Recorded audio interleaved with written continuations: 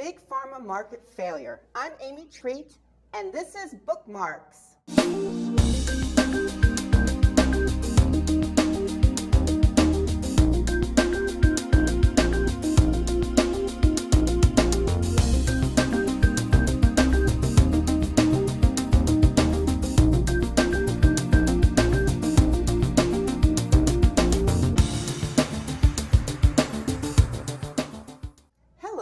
And welcome to Bookmarks. I'm your host, Amy Treat.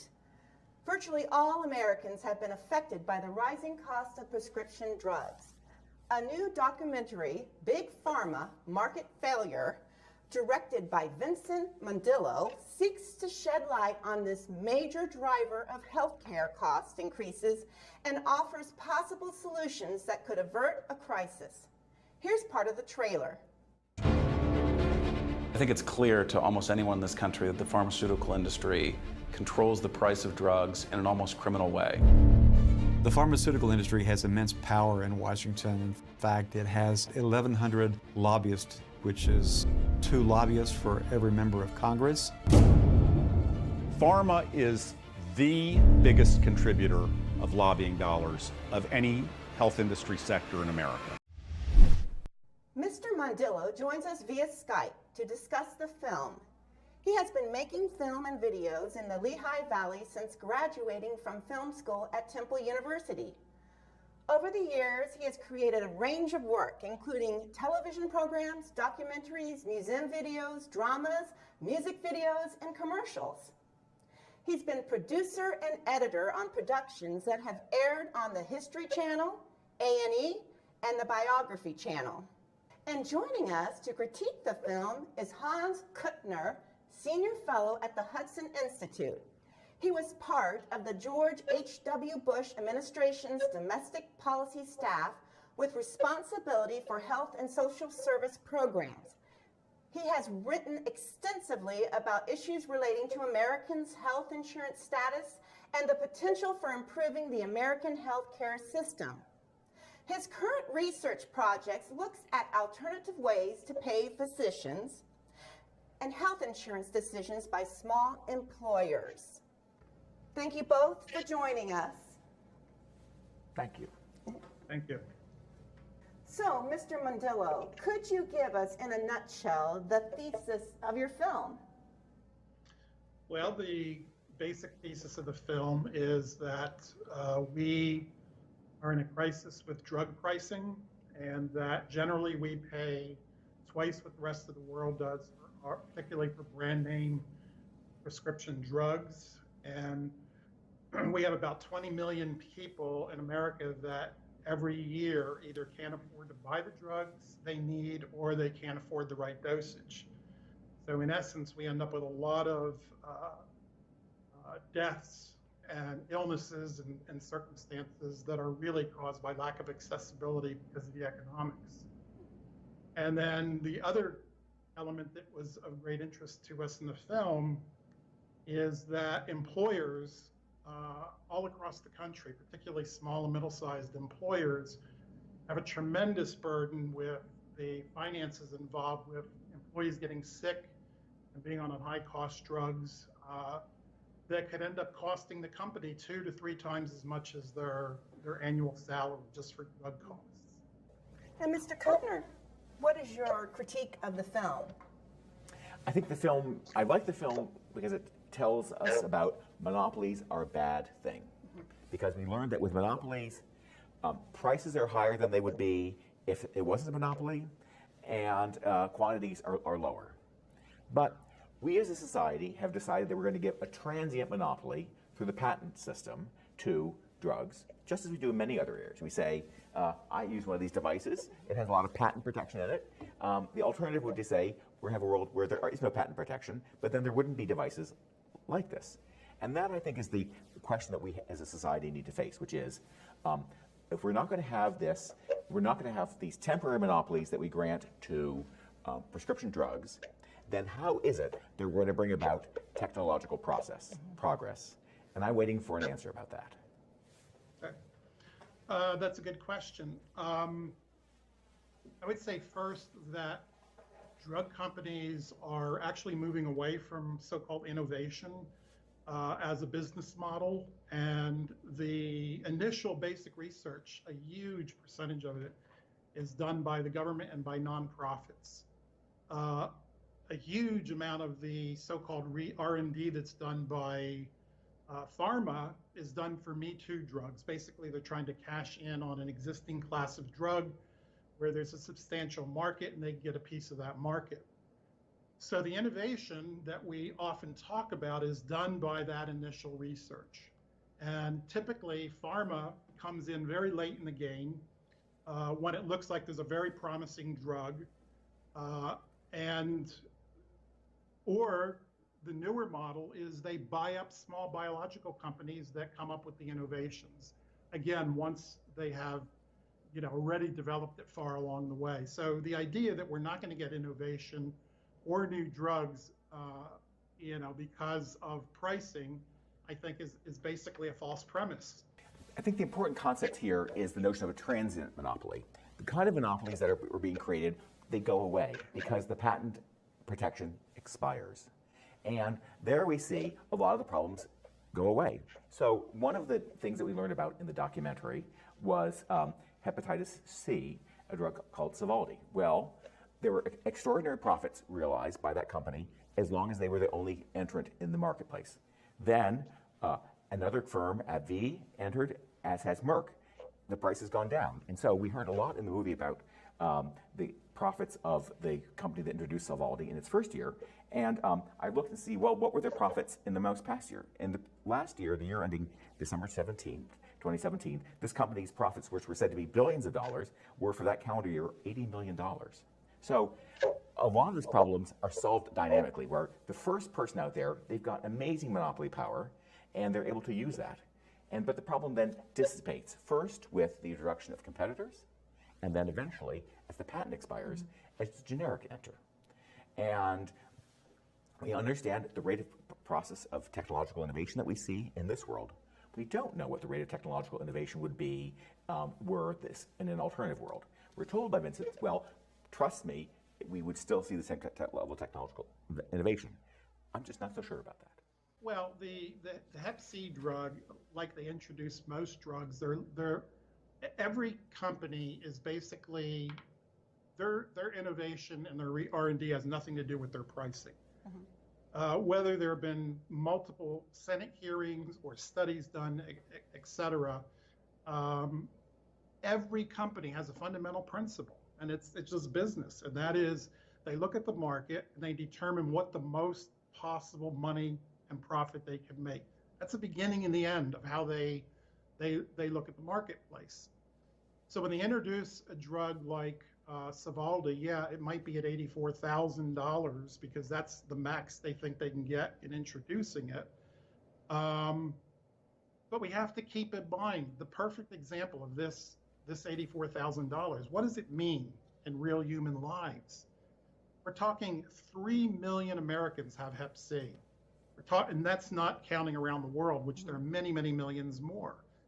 So what the drug companies are doing is determining what the maximum profit they can make, and basically with no regard whatsoever in terms of how many people are getting treated. So you have a communicable disease that if it didn't take 20 years to play out would literally be a plague, that the drug companies are essentially holding back that treatment based on out-of-control prices. And further, the initial research was done by the VA because they had a problem with a lot of vets coming home, particularly from Vietnam, now manifesting Hep C from drug problems, et cetera. So the VA did the initial research, spent a lot of money developing this drug, then it gets handed over to a small company. Then in the 11th hour, Gilead comes in and buys them out and doubles the price.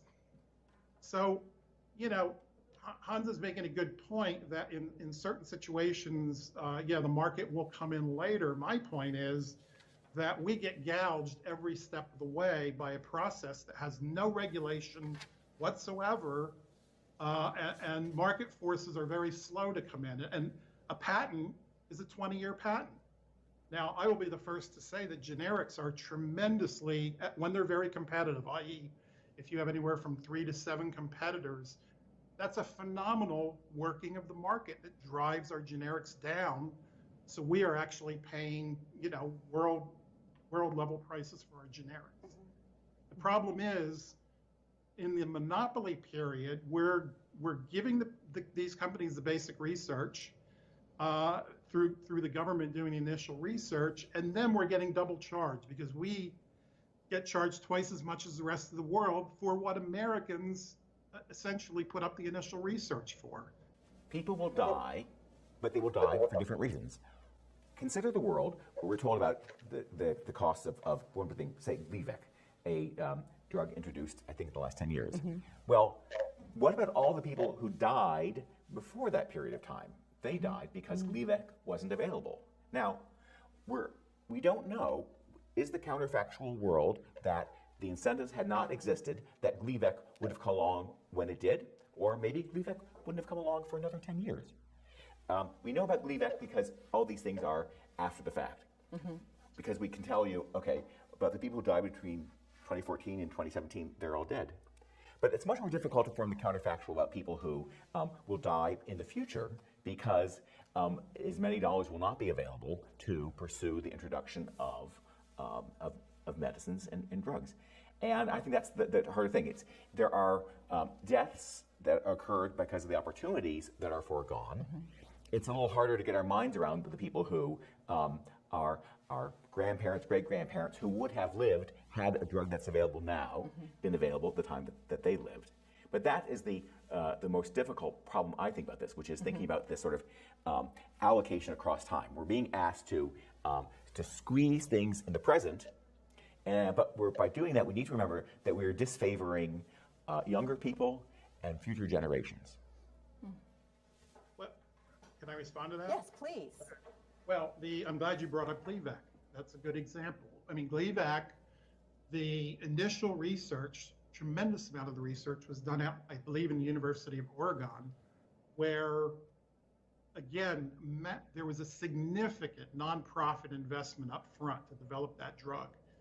And Novartis came in late in the game to take that drug to market.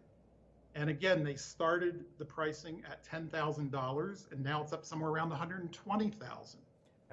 So first of all, the initial research would have been done regardless of whether Gleevec could predict excessive profits. And secondly, their pricing went up 10 times long after the R&D was paid for. In fact, I read one study that indicated that with the $5 billion a year in Gleevec sales, that they make back their R&D every 4 days. So this idea that Gleevec would not be on the market if it had not been for the fact that they can now be charging $120,000 a year, I think is just a false premise. And this, again, we have this underlying assumption that the R&D is driven by high profits. Nowhere in any of the congressional challenges on drug pricing has there ever been persuadable proof that the innovative R&D is driven by high profits. This is an example of where Vincent has an example that works well for his thesis, but unfortunately, the facts on the ground have changed since he did his fact gathering for that. Gleevec has now gone generic. There are alternatives, there are competitors, and as a result, the prices come down quite a bit. So that is, all these problems tend to be solved over time by the expiration of the patent prices, where the things that start in the branded proprietary world go into the generic world and become much less costly as they enter that. And what would the counterfactual world have looked like? Would Gleevec have been introduced exactly as it was? Vincent asserts that it would. I don't know if that would be the case because the FDA is still out there. The FDA was looking for evidence. They still had to accrue the evidence. And the larger question would be, in a world where we didn't give these transient monopolies to patent through our patent system, would those candidate drugs have been pursued or not? And it's it's, as with all counterfactuals, we only observe the factual world, and so becomes a I say, he say, says kind of problem.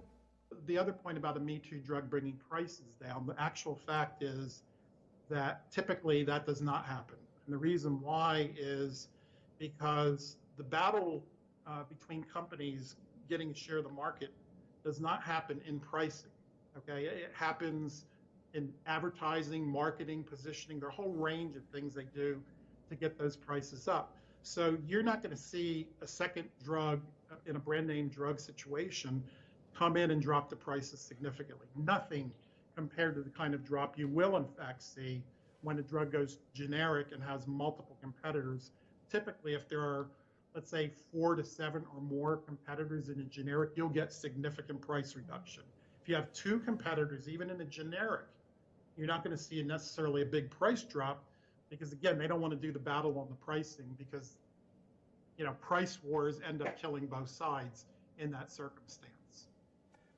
So, again, I agree when a drug goes generic and goes generic in the right way, it can drop prices significantly, but we can have 20 years of gouging along the way. And Vincent's telling the story when Sovaldi was introduced in 2013, when a competitor came along in 2016, they shouldn't have reduced the price because they could have just gone $1 lower because they were competing on marketing and not on the substance of the drugs. In fact, Merck came in with a price that was more than $20,000 lower. So I think even in the world of when there are multiple drugs coming into the same class, we do see price effects, and we do see somebody else deciding that they want to get some more of the market. When monopolies are contested, somebody's going to move and somebody's going to try to get more of that, and the way they do that is they lower price. We see that in many markets, including prescription drugs. The problem is we have no mechanism of analyzing any of this. That's my issue, is I'm not even saying Hanns is wrong on this particular isolated analysis. My problem is that we have no mechanism that can look at this and play a judgmental role based on real evidence and say, here's what the facts are, here's how much they spent on R&D, here's how important that drug is in terms of curing Hep C. These are all legitimate issues, but there's no mechanism involved in the pricing at all, except if you go into other countries where they all have a mechanism to analyze this drug and decide what its quote value is. All right, let's take some questions from our viewers. This is from Catherine Pittman. Why are all the major drug manufacturers American companies? I don't think they are. I think GlaxoSmithKline is an example of a company that's not headquartered in the U.S. Novartis is a Swiss-based company. So there are U.S.-based companies, and there are also companies based in other countries. Okay. And here's another question from Carl Day. If consumers had to pay out of pocket for drugs instead of through insurance, would that solve the problem? Vincent, what do you think? Well, with some of the insurance plans now, with these specialty drugs, they're already paying huge amounts out of pocket. But no, that would not, I don't see how that would solve the problem because people already have an access problem. As I said at the beginning, 20 million Americans either don't get the drugs they need or the dosage they need because of cost. So putting the direct cost on consumers would make it, would make the situation even more dire than it is. We have a bit of knowledge about that world, what happens in a world where consumers pay, and that world is called the past.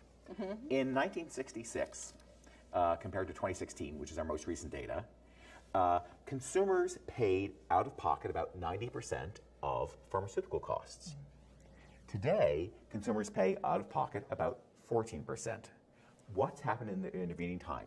Insurance products have developed so that you and I share the cost of a prescription drug with this insurance product. And what pharmaceutical companies have observed is that our willingness to pay is much higher than it was. If we return to the world of 1966, where most pharmaceuticals are paid for out of pocket, in that world, pharmaceutical companies would say, well, could we introduce a product that cost $40,000 a year? Well, the only people we could sell it to are the people who have the ability to pay more than $40,000 a year. That would be a very small market. The result would be pharmaceutical companies would say, no, it's not worth pursuing these hypotheses, these candidate drugs which are going to cost so much. And that would be an example of how the world would be different if we had the world of 1966 continuing. There would be a lot smaller number of pharmaceuticals available, period. All right, now it's time for 3 questions where the reviewer asks 3 questions directly to the director. Go ahead, Hans. Vincent, you said that it would be better if the government negotiated prices. Right now, pharmacy benefit managers negotiate prices on behalf of many purchasers, many insurance plans. You assert this, but what if it didn't turn out to be true? How can you guarantee us that this offer you're making us will prevail? Yeah. Well, that's a good question. The first point I would make is that regarding negotiated prices, that if you look around the world, what you see as a result of negotiated prices is the rest of the world generally, and again, I'm talking advanced countries, not third world countries so much, they're paying half as much as a result of the negotiation. The VA in the US, which is allowed serious negotiation, pays about 40% of what we pay for drugs. Canada, in their process of drug price controls, dictate that they're not allowed to be charged any more than the average charge around the rest of the world. I mean, that's a very simple concept. So all of these other countries have successfully negotiated prices and are paying less than we are. If we look at PBMs as a mechanism to control prices, as we covered in the film, PBMs started out as a good concept. You know, the idea that they would use, their mass purchasing power to reduce prices. But what unfortunately has happened is PBMs have morphed into making deals with pharma where $150 billion a year in rebates are given to PBMs. So the PBMs are no longer looking for the best price deal. They might be making a backroom deal with pharma, getting a massive rebate, i.e. kickback is the word I prefer using. So they're not making choices on the least expensive drugs or even evidence-based medicine. So we can't rely on PBM. And by the way, the rest of the world, nowhere in the world uses PBMs. What they have become in the US, frankly, and unfortunately, is they can often contribute to raising the price of drugs. So to get back to Medicare, if Medicare used a structure similar to the rest of the world, and again, I'm not reducing the whole world to the same. They all have different ways of approaching their negotiation. So does the VA. But it has to be evidence and value-based. A negotiation has to be backed up by a credible threat that you'd walk out of the room. Yeah. How are we going to make this work when we're going to tell the American people, I'm sorry, but we just aren't willing to pay the price to get this drug in this country? I find it very difficult to believe that the American people would settle for that. And given that political pressure to undermine our negotiating position, why then would we believe that the government could actually make a credible threat in this negotiation process? That's a good question. Okay, so the first part of your question is essentially to do with the formulary. And the fact is that every single insurance company in the world, in the United States, has a formulary with restrictions on drugs. Okay, the only negotiating structure, because there is none, that doesn't have that is Medicare. So apparently every private insurance company in the US, their customers are already putting up with formulary restrictions. Second, in interviewing Ed, I talked to him extensively about how the PBMs work and how formulary development works. And what a lot of the formulary work is, in terms of reducing price, is reducing price within class of drugs. So drugs within the class are not hugely different. You're not talking an innovation within the class. It's usually tweaking, might be better for some patients than others, but essentially, most of the drugs in that class, not most, all of those drugs work with a similar mechanism. So if you have one of those drugs within that class that is brand name, that is spending millions of dollars on advertising and jacks up their price so it's, let's say for argument's sake, 10 times as much as the least expensive drug, people doing the formulary will say, wait a minute, that drug is not much more effective, arguably no more effective than drug number one, and yet they're charging 10 times as much. We're not putting it on the formulary, and if there's any reason for that drug to be on the formulary, you have an appeals process, so somebody's doctor can say, look, you know, my patient really needs this drug for this reason, so you make an exception. So the massive amount of waste and gouging that we're getting rid of in a controlled formulary is not making inaccessible, innovative drugs that are breakthrough or one in class. It is cleaning up the gouging that's going on within the class. A third question. In your documentary, you tell us about the amounts of money that the drug companies spend on lobbying in Washington. And you make the point that they are efficacious in this lobbying effort. Why shouldn't we believe that they could be just as efficacious if they took the same lobbying effort and dedicated it to this process that you imagine of negotiation and formulary establishment? Would they not achieve the same goals that they're able to achieve now, given the strength that you say that their lobbying effort has achieved? Yeah, that's a very, very important question. It is essential that the formulary be developed based on evidence, based on value, based on comparative prices around the world, and absolutely minimizing political influence in the process. And that can be, you know, and again, that's done all over the world. I went to Canada.